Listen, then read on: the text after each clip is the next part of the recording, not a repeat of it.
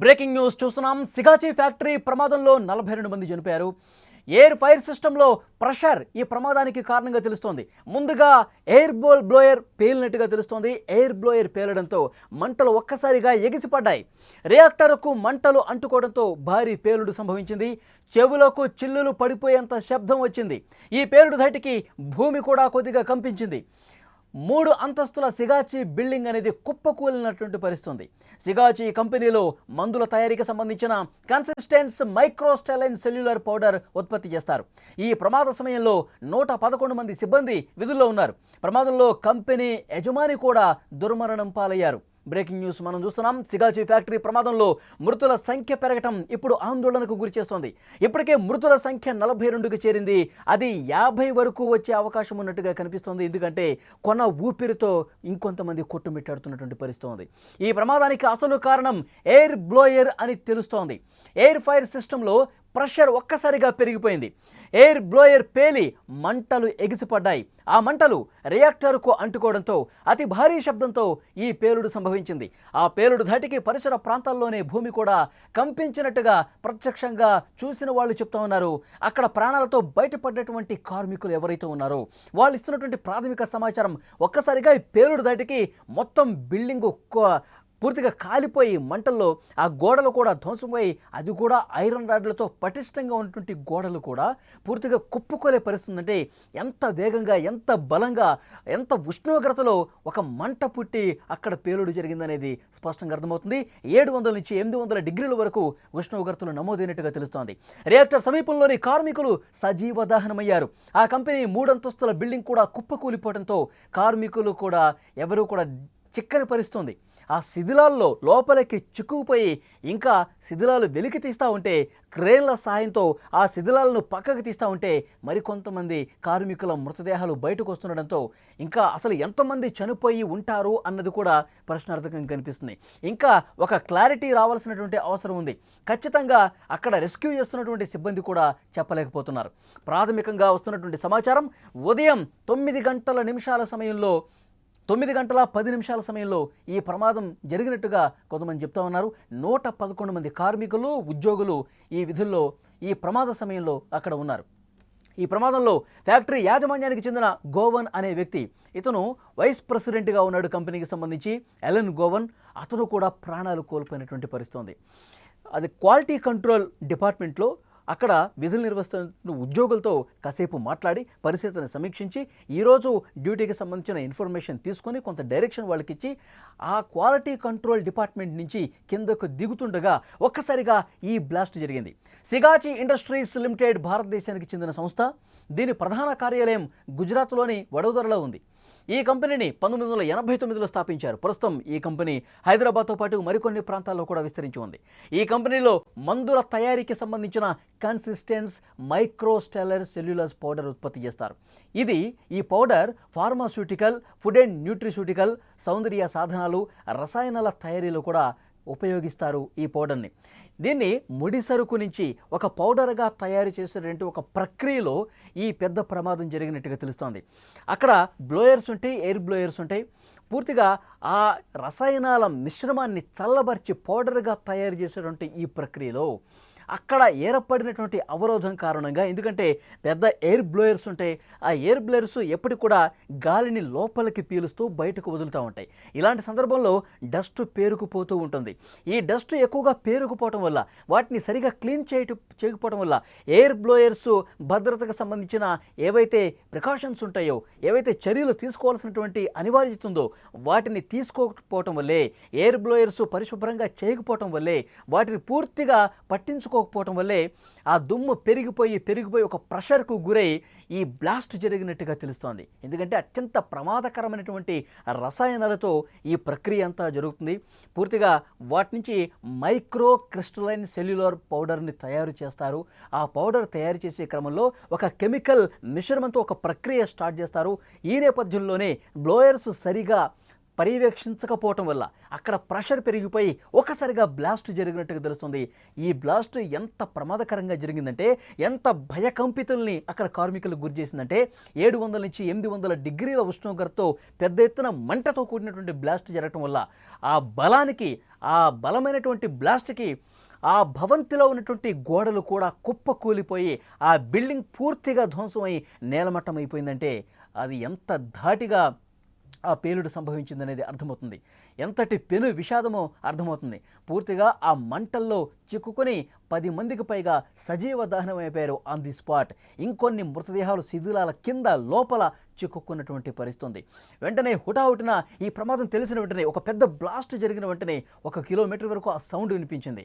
అక్కడ ఉన్నటువంటి మిగతా కార్మికులు, స్థానికులు అందరూ కూడా ఎన్డీఆర్ఎఫ్ సిబ్బందికి, తర్వాత అక్కడ ఫైర్ సిబ్బందికి, అంబులెన్స్లకి ఫోన్ చేశారు. హుటాహుటిన వాళ్ళు వచ్చి ఎవరైతే తీవ్ర గాయాలతో ఇంకా కొట్టుమిట్టాడుతున్నారో వాళ్ళందరినీ కూడా అంబులెన్స్లో ఎక్కించి ఆసుపత్రికి తీసుకెళ్లినటువంటి పరిస్థితి.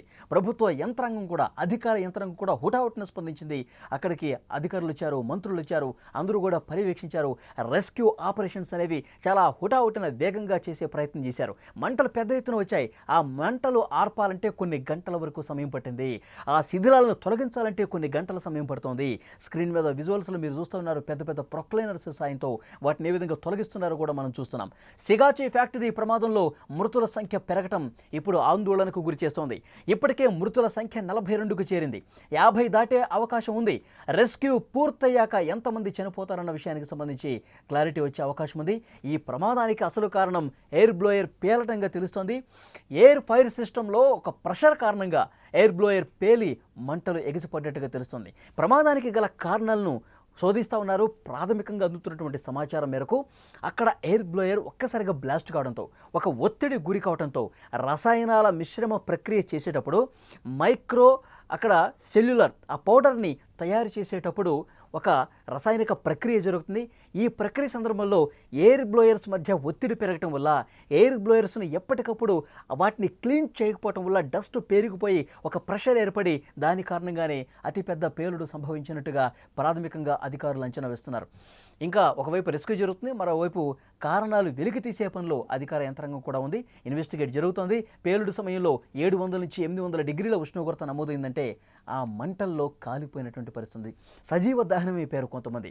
అసలు వాళ్ళ మృతదేహాలు గుర్తుపట్టలేని స్థాయిలో ఉన్నాయి. కొన్ని మృతదేహాలు అయితే ఇంకా దొరకని పరిస్థితి. వాటి కోసం గాలింపు చేస్తూ ఉన్నారు. శిథిలాల కింద ఇంకొంతమంది ఉన్నారేమో చూస్తూ ఉన్నారు. ఎప్పుడైతే కుటుంబ సభ్యులకు సమాచారం అందిందో, ఈ ప్రమాదానికి సంబంధించిన సమాచారం ఉందో, హుటాహుటిన వాళ్ళు ఆ పరిశ్రమ దగ్గరకు వచ్చారు. యాజమాన్యం తీరు మీద తీవ్రంగా మండిపడుతూ వాళ్ళ మీద ఆగ్రహం వ్యక్తం చేసినటువంటి పరిస్థితి. మా కుటుంబ సభ్యులు ప్రాణాలు కలిసిపోవటానికి, గాల్లో కలిసిపోవటానికి, మంటల్లో కాలి చనిపోవటానికి యాజమాన్యం తీరే కారణం. వాళ్ళు సరైన భద్రతా ప్రమాణాలు పాటించకపోవటం వల్లే మేము మా కుటుంబ సభ్యుల్ని కోల్పోయామంటూ ఆవేదనతో కన్నీళ్లు పెట్టుకుంటూ అక్కడే నేల మీద కుప్పకూలిపోయినటువంటి పరిస్థితి. ఆసుపత్రుల్లో ఇంకా చావు బతుకులతో కొట్టుమిట్టాడుతున్నటువంటి కార్మికులు చాలామంది ఉన్నారు. వాళ్ళని ప్రభుత్వ అధికారులు కావచ్చు, అక్కడ ఆసుపత్రుల్లో ఉన్నటువంటి వైద్యులు నిరంతరం పర్యవేక్షిస్తున్నారు. మెరుగైన వైద్యం అందించే ప్రయత్నం కూడా చాలా వేగంగా జరుగుతుంది.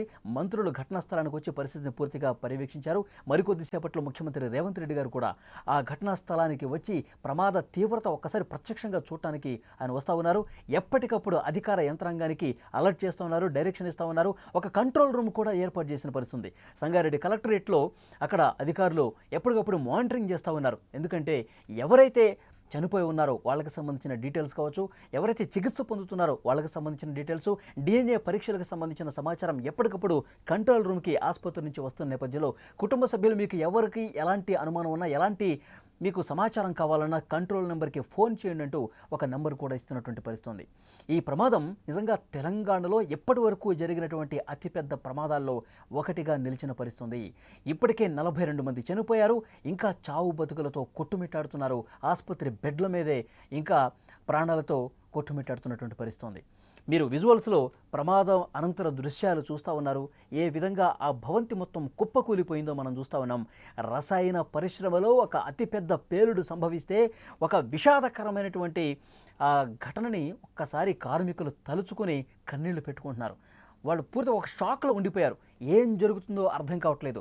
అసలు అంచనా వేసే ముందే అసలు ఏం జరిగిందో తెలుసుకునే లోపే చాలామంది కార్మికులు మంటల్లో చిక్కుకుని బూడిదైపోయినటువంటి పరిస్థితి ఉంది. మరికొంతమంది ఇప్పుడు తీవ్ర గాయాలతో ఆసుపత్రుల్లో చికిత్స పొందుతున్నారు. ఇక్కడ మీరు చూస్తున్నారు విజువల్స్లో క్రేన్ల సాయంతో శిథిలాలను ఏ విధంగా తొలగిస్తున్నారో మీరు చూస్తున్నారు. శిథిలాలు తొలగించడానికే కొన్ని గంటల సమయం పడుతుందంటే ఆ భవంతి ఏ విధంగా మంటల్లో చిక్కుకుని పూర్తిగా కుప్పకూలిపోయిందో, ఆ బ్లాస్ట్ దాటికి ఏ విధంగా ధ్వంసం అయిపోయిందో విజువల్స్లో చాలా స్పష్టంగా చూస్తున్నారు.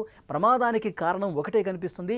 ఎయిర్ బ్లోయర్ ప్రెషర్ కారణంగా పూర్తి స్థాయిలో ఆ రసాయనాల ప్రక్రియ జరిగే సమయంలో ఒక ఒత్తిడి కారణంగా ఎయిర్ బ్లోయర్ ఒక్కసారిగా ఒత్తిడికి గురై బ్లాస్ట్ అయిపోయినట్టుగా అంచనా వేస్తున్నారు.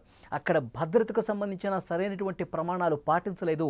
ఎయిర్ బ్లోయర్ని ఎప్పటికప్పుడు శుభ్రపరుస్తూ ఉండాలి, ఎప్పటికప్పుడు అక్కడ డస్ట్ పేరుకుపోతూ ఉంటుంది, దాన్ని క్లీన్ చేస్తూ ఉండాలి. సో ఇలాంటి ప్రమాణాలు అనేవి, ఇలాంటి నిర్వహణ బాధ్యతలు అనేవి కంపెనీ యాజమాన్యం అక్కడ విస్మరించింది, నిర్లక్ష్యంగా ప్రదర్శించింది. కాబట్టి ఇలాంటి ఒక ఘోర ప్రమాదం జరిగి చాలామంది కార్మికుల ప్రాణాలు పోవటానికి కారణమైందని చెప్పి సమాచారం వస్తుంది.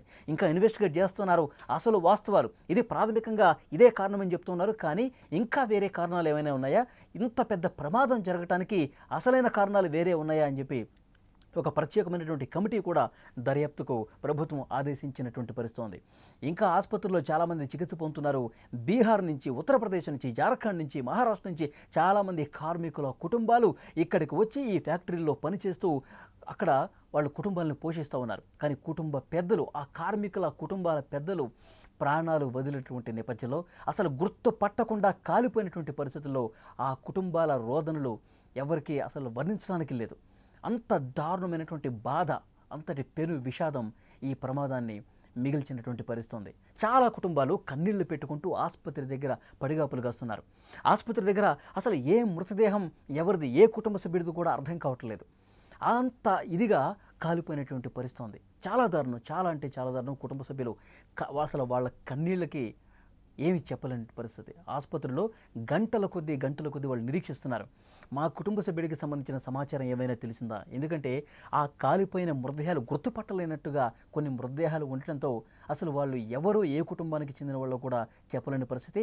డిఎన్ఏ టెస్ట్ చేస్తూ ఉన్నారు. ఈ ప్రక్రియ కూడా జరుగుతుంది.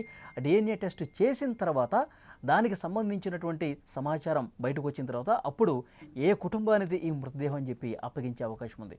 సో డెఫినెట్గా చాలా క్లియర్గా మనకి ఇక్కడ అర్థమవుతుంది. ఈ పేలుడుకు సంబంధించినటువంటి అసలు వాస్తవాలు వెలుగులోకి రావాలి. మళ్ళీ ఇలాంటివి జరగకుండా ఉండేందుకు పెద్ద ఎత్తున చర్యలు తీసుకోవాల్సినటువంటి అవసరం కూడా స్పష్టంగా కనిపిస్తోంది. సో డెఫినెట్గా మరికొద్దిసేపట్లోనే రేవంత్ రెడ్డి గారు అక్కడికి వెళతా ఉన్నారు. ముఖ్యమంత్రి వెళ్ళిన తర్వాత అక్కడ అధికారులతో మాట్లాడతారు, కంపెనీకి సంబంధించిన యాజమాన్యంతో కూడా మాట్లాడతారు. ఇలాంటి ప్రమాదాలు జరగకుండా భవిష్యత్తులో ఆల్రెడీ ఒక కమిటీని ఫామ్ చేశారు. ఆ కమిటీ రాష్ట్రంలో ఉన్నటువంటి అనేక రసాయన పరిశ్రమల్లో భద్రతా ప్రమాణాలు ఏ విధంగా ఉన్నాయి, భద్రతా ప్రమాణాలు పాటిస్తున్నారా లేదా, ఇలాంటి పెను విషాదాలు ఇక భవిష్యత్తులో జరగకుండా ఉండాలంటే ఎలాంటి చర్యలు తీసుకోవాలి, వీటన్నిటి మీద క్షుణ్ణంగా అధికారులతో మాట్లాడుతున్నటువంటి పరిస్థితి. ఈ విషాదం ఎంతటి ఘోర విపత్తును సృష్టించింది, కుటుంబాలను ఛిద్రం చేసినటువంటి పరిస్థితి ఉంది.